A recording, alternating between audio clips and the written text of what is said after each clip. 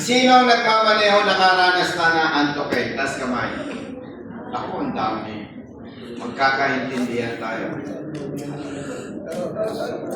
Pag nagmamaneho ka, motorsiklo o kotse o truck, pag inanto ka, parang ang sarap matulog, no? Nanginang kasi. Naranasan nyo? Yung bang, parang pag natulog ka, relax na relax. Tama? Nako, galingan ninyo.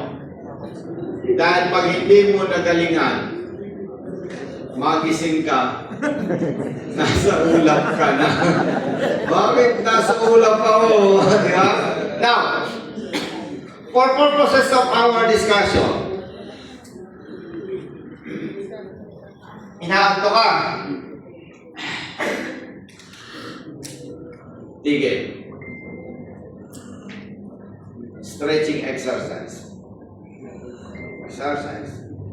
Sakay ulit. Antok talaga. Tigil. Sabi ng iba, Sir Mark, coffee. Sabi ng iba, inom kang kape. Antok pa rin. May nag-advise, malamig daw na soft drinks. Kasi daw nababa yung ano mo, sugar bantal daw. Basta sabi ng iba, inom soft drinks. Grabe pa rin. Tulog. Palipas ng antok, punta ka doon sa, huwag kang pupunta sa lugar na, halimbawa, rider ako. Inaantok ako. Sa tabi ng kalsada, may puno. Wow, ang ganda. Laki ng puno. Sarap matulog. Huwag ninyong gagawin yan dahil talagang may kriminal.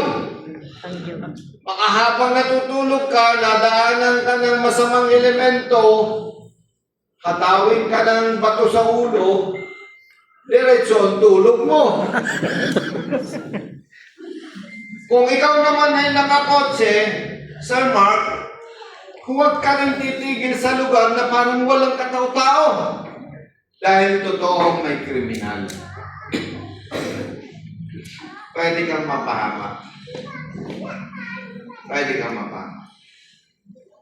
So, kaya naman gawa ng paraan yan, may bahay, may tindahang maliit, may gasolinan. So, huwag kang titigil, huwag kang tutulog doon sa lugar na walang tao. Okay. Gasolinan, pinasok mo, natulog ka. Pagising mo, antok talaga. Wala na, isa na lang ang option.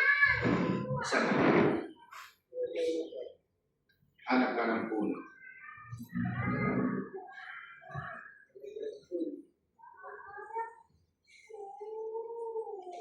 Isang dakot na lang yan.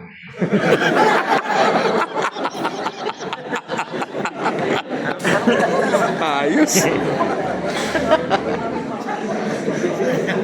Wala talaga yan. Nandun ka na sa bahay mo, hindi mo pinantok. Diba? Now, anong gustong lesson na ibigay sa inyo? Huwag mong kakalabanin ang antok mo. Tama. Huwag. Pag antok, matulog. Mag-relax. Huwag kakalabanin ang. Kung mapapansin nyo, Sir Mark, araw na araw, bumangga sa poste, bumangga sa bahay, tumalon sa kanal, tumalon sa ilog, nahulog sa bangin.